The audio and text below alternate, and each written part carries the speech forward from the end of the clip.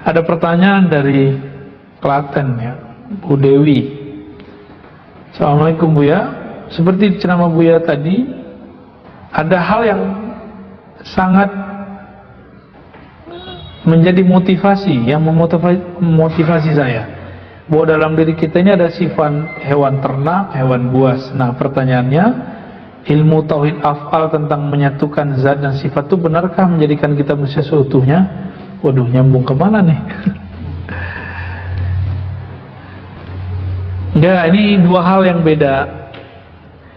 Untuk membersihkan manusia dari sifat hewan ternak yang tamak dengan sifat hewan buas yang bengis, pemarah, emosional, pendendam, ini dengan tazkiyatun nafs, dengan membersihkan sisi kejiwaan kita, nafs kita. Itu disebut dengan riyadhah, latihan. Keseriusannya disebut dengan mujahadah. Diulang lagi. Jadi antum itu belum disebut mujahadah kalau belum istiqomah. Jadi apa ciri-ciri orang yang mujahadah? Sungguh-sungguh istiqomah. Kalau riyadhah latihan doang biasa. Riyadhah itu artinya latihan berulang-ulang. Tapi kalau nanti ada saat tertentu diuji keistiqomannya, bisa istiqomah atau tidak ya. Bagaimana dengan kaitannya dengan ilmu tauhid af'al ya, tentang menyatukan zat dan sifat? Oh jangan ya. Tauhid itu menurut ahli ma'rifatullah itu ada 4 macam. Tauhid asma, tauhid terhadap nama Allah. Namanya banyak, tapi yang punya nama satu. Jadi al-wahdah fil kathrah. Allah itu esa dalam keragaman namanya. Ada nama Allah yang terpancar di tumbuhan, muhyi, mumit, ya. Maka dia hidup, ada yang mati. Ada nama Allah Pak di badan kita ini. Sifatnya hayat. Itu Allah percikkan ke dalam diri kita. Disebut nafakhtu fihi min ruhi. Aku tiupkan bagian dari rohku. Di situ ada sifat-sifat.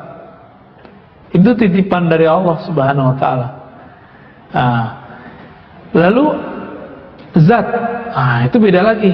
Sebelum sampai ke zat, pertama tadi apa? Nama. Yang kedua af'al. Tauhid af'al memandang dalam keragaman perbuatan kejadian di duniawi, semuanya bersumber dengan itu terjadi karena izin Allah. Saya mau tanya, berkali-kali saya tanya ini COVID ini bagian dari perbuatan Allah enggak? Oh tapi konspirasi, iya, tapi izin Allah enggak? Atau ada sesuatu terjadi di dunia yang terjadi bukan karena izin Allah? Jika ada, berarti ada Tuhan selain Allah dong. Orang ini musyrik. Musyriknya khafi. Dia ngomong asyhadu la ilaha illallah. Maka nanti kalau dibangkitkan di akhirat, barisannya bukan sama muslim. Walaupun waktu dulu hidup di dunia sholat, tapi batinnya ini nggak benar. Ya. Kira-kira gimana? COVID itu makhluk Allah bukan? Emang wajahnya COVID gitu ya? Ada bulu-bulu gitu ya? Itu kan Bill Gates yang buat itu kan ilustrasinya. Emang begitu bentuknya? Hattal an, until now ya. Sampai sekarang dokter-dokter sendiri pun juga nggak tahu orang lab itu emang begitu bentuknya, itu masih diperdebatkan. Cuma ilustrasinya begitu ya. Ada gambarnya di sini. Bulat-bulat gitu, kayak rambutan ya.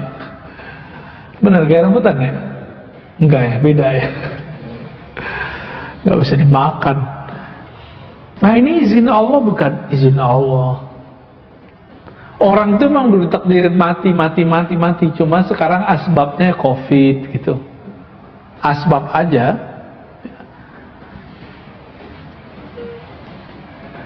Itu tauhid af'al. Jadi nggak ada penyatuan di sini. Siapa yang mengajarkan penyatuan zat dan sifat? Zat dan sifat itu tidak terpisah, tidak bersatu. Gimana nyebutnya? Nanti deh kita bahas di bab akidah ya, karena panjang nih ceritanya. Ada tauhid level 3, tauhid sifat. Memandang bahwa semua sifat di sini kasih sayang, hayat. Jadi kalau nama Allahnya Muhyi, sifatnya hayat, gitu ya. Allah itu Khaliq, namanya nih ya, pencipta. Lalu apa sifat yang Allah turunkan di situ? Itu turunannya nanti. Ada hayat, ada sama, ada apa? Itu sifat. Apabila si hamba sudah jatuh cinta kepada Allah, jatuh cinta mungkin nggak kalau nggak kenal? Nggak mungkin. Tambah dia kenal Allah, tambah hilang sifatnya, hilang kediriannya. Maka tauhidus sifat ini sudah tauhid tertinggi untuk tataran wali-wali Allah. Inilah yang disebutkan di dalam hadis Imam Bukhari. Ini bukan ngada-ngada loh ya. Antum ada ceritain begini dikira ini ngarang-ngarang, nih bukan. Ini yang dulu yang diajarkan oleh Syekh Abdul Somad Palembani, warisan dari ulama Madinah, Syekh Muhammad bin Abdul Karim Samman. Murid yang lain yang juga berguru kepada Syekh Abdul Somad. Jadi Syekh Abdul Somad ini umurnya panjang, jadi asisten guru sekaligus.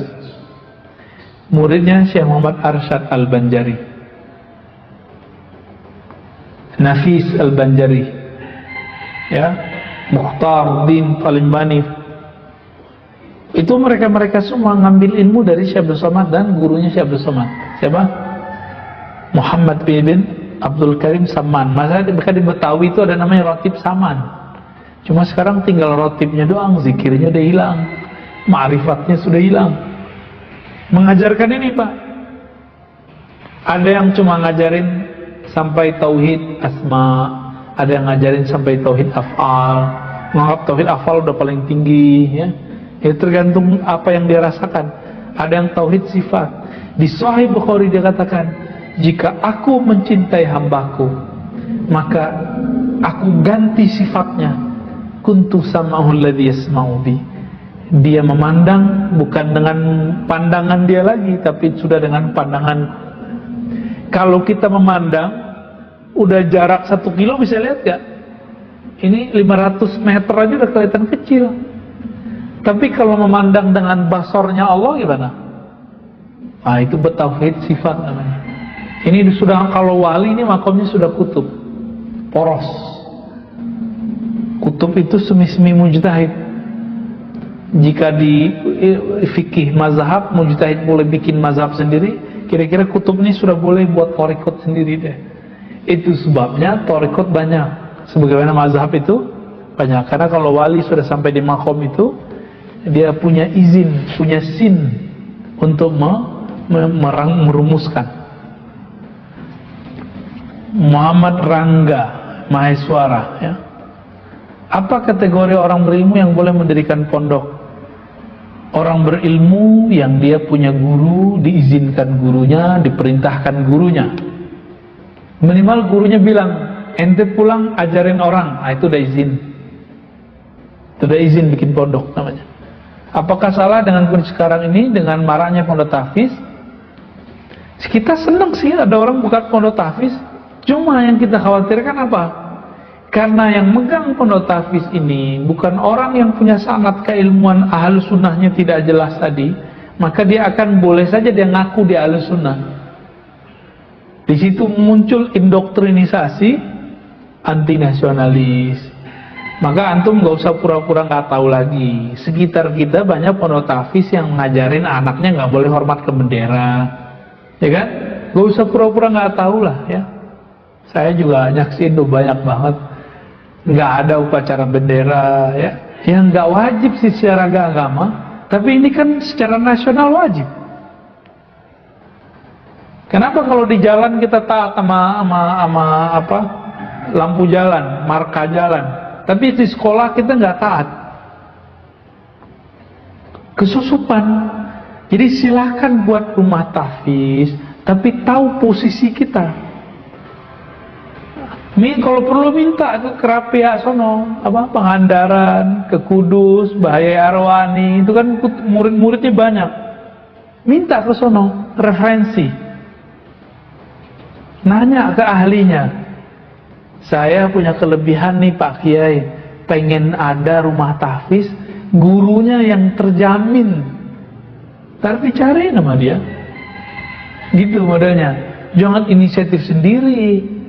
Ya, lalu mencari yang sesuai dengan pemikiran kita, jangan. Langsung kalau udah ketemu, isyarat kalau dari guru, langsung akad wakaf. Ustadz, ini saya sudah wakafkan, tertulis, kita buat nanti semacam support. Tapi pastiin dulu ya, jangan sampai kesusupan. Ini penting sekali. Kita kaget sekali anak kecil udah berani bentak orang kunut. Itu neraka, bid'ah katanya. Ya. Dulu anak saya Pak diajarin ngerapetin saf. Yang nggak rapat safnya di pesantren dibilang neraka. Gitu kaget kita kan? Karena pernah begitulah. Pernah dapat guru yang begitu. Dulu kan saya juga sama. Dulu pernah lama nggak hormat ke bendera.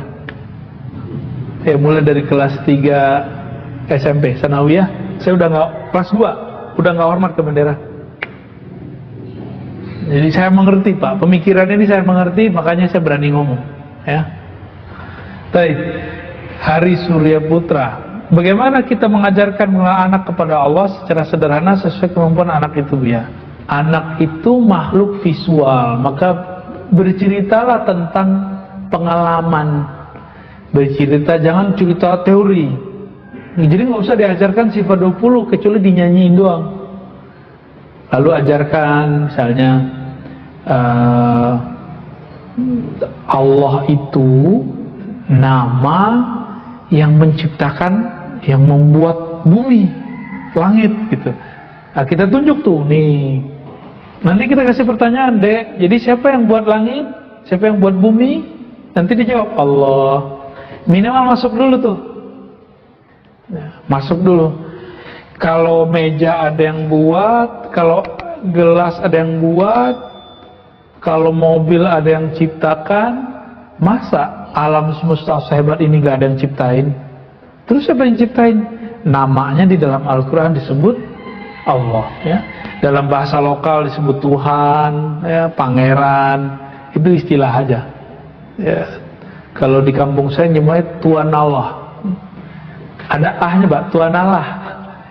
Ternyata di Jawa sama, Gusti Allah ya. Kalau orang Sunda sih Pangeran ya, Gusti Pangeran ya. Antum nggak ngerti, antum orang Lombok ya. Oh beda bahasanya. Baik, jadi ke anak tuh cerita, bawa cerita, jangan doktrin. Dek, Allah di mana? Jangan gitu. Yang paling lucu, ini menurut antum gimana? Bertransaksi fikih secara hukum fikih dengan anak kecil sah nggak? Bertanya hukum fikih kepada anak kecil sah nggak? Boleh nggak? Lebih tinggi akidah atau fikih? Boleh nggak bertanya ke anak kecil lalu menjadikannya referensi tentang Allah di mana? Seperti yang dilakukan oleh orang-orang yang Nabi sebut sufahaul ahlam, ya. Nabi sebut begitu mereka ini. Masa dijadikan anaknya referensi? Saya punya anak, ya kan gitu. Saya tanya semua, di mana Allah? Semuanya mengatakan di langit. Loh, emang kalau hukum baca kunut apa? Anak kecil ngerti nggak? Emang jawaban dia nanti bisa jadi referensi? Apalagi bab akidah. Nih ada nih beberapa dai begitu ngajarin anaknya dan mengajarkan jamaahnya bahwa Allah di atas itu fitrah. Itu mah bukan fitrah ya. Itu kejahilan yang terstruktur itu. Muhaziz ingin bertanya bagaimana bangun optimisme di tengah pandemi yang penuh keprihatinan. Intinya rukun iman yang keenam, percaya kepada takdir. bahwa takdir itu dalam kebaikan itu ada keburukan, dalam keburukan itu ada kebaikan, ya. Dan kami memberi ujian kamu, ya, bil khairi wasyarr, barengan itu dengan kebaikan keburukan. Inna ma'al usri yusra, dalam kesusahan itu ada kemudahan. Dan saya merasakan itu, Pak. Ketika pandemi kita dapat kesusahan secara zahir, tapi batin kita dapat kemudahan, ya, dipertemukan dengan ilmu-ilmu yang selama ini saya cari. Jadi selama hampir berapa nih, 1,5 tahun Ustaz, ya, ini saya dapat hadiah besar dari Allah SWT. Ngaji lagi, buka kitab lagi yang unik-unik, ya, ketemu orang yang mantap-mantap. Walaupun secara rezeki kita seret, Pak, tapi secara rezeki rohani yang zahir betul Allah uji benar. Sabar, kita ridho, kita kemudian ikhlas kepada Allah, Allah buka bagian yang lain, ya. Dan terakhir, bagaimana menghilangkan ketakutan akan aib yang khawatir terbuka. Berdoa kepada Allah, ya. Jadi ini takut aibnya terbuka depan makhluk atau depan Allah? Kita ini syirik khafi nih, syirik khafi. Takut aib terbuka depan makhluk. Maka kalau kita berdoa, ya Allah tutup aibku, yang kita bayangkan makhluk, ini syirik khafi. Jadi kalau minta doa, doanya gini, Allah mustur aurati indaka wa inda khalqika. Gitu. Ya Allah tutup aibku di sisimu dan di sisi makhlukmu. Kalau sebenarnya cukup satu aja. Nah, ini yang dikatakan dalam hikam, ya. Ditutupnya aibmu, kamu berpikir ditutup dari orang-orang sekitarmu. Di sisi Allah kan enggak. Maka mintalah ditutup aib di sisi Allah. Pasti Allah tutup di sisi makhluk. Bagaimana caranya? Tobat. Maka kita tobatlah. Apa ada di antara kita yang nggak punya dosa? Kan nggak ada. Caranya itu tobat aja. Insya Allah Allah akan hapus, Allah akan tutup. Nah, maka kita optimis, serahkan kepada Allah, ya. Curhatlah kepada Allah. Jadi jangan curhat kepada sembarang orang. Jadi antum itu jangan ember, ya, jangan mujahir, curhat hanya kepada Allah. Ya, seandainya pernah bercurhat tentang diri kita, masa lalu kita kepada orang lain yang buruk, sekarang di-cut. Semoga orang itu lupa. Gitu. Semoga Allah menganggapnya tidak ada. Jadi kalau di Arabnya gitu, ya, Allah mastur aurati indaka wa inda khalqika. Ya Allah tutup aibku di sisimu dan di sisi makhluk-makhlukmu. Semoga kejadian ini diberkahi oleh Allah, diridai oleh Allah Subhanahu wa taala. Kita dijaga kesehatan, kita tutup dengan baca doa penjagaan diri. Na'udzu bikalimatillahi tammati min syarri ma khalaq. Na'udzu bikalimatillahi tammati min syarri ma khalaq. Na'udzu bikalimatillahi tammati min syarri ma khalaq. Ya Allah, kami minta perlindungan dengan nama-namamu yang maha sempurna dari keburukan semua makhlukmu tanpa terkecuali virus-virus yang berkembang di bumi ini. Bismillahilladzi la yadurru ma'asmihi syai'un fil ardi wala fis samaa'i was-sami'ul 'alim. Bismillahilladzi la yadurru ma'asmihi syai'un fil ardi wala fis samaa'i was-sami'ul 'alim. Bismillahilladzi la yadurru ma'asmihi syai'un fil ardi wala fis samaa'i was-sami'ul 'alim. Walhamdulillahi rabbil alamin. Subhanakallahumma wa bihamdika asyhadu an la ilaha illa anta astaghfiruka wa atubu ilaik. Assalamualaikum warahmatullahi wabarakatuh.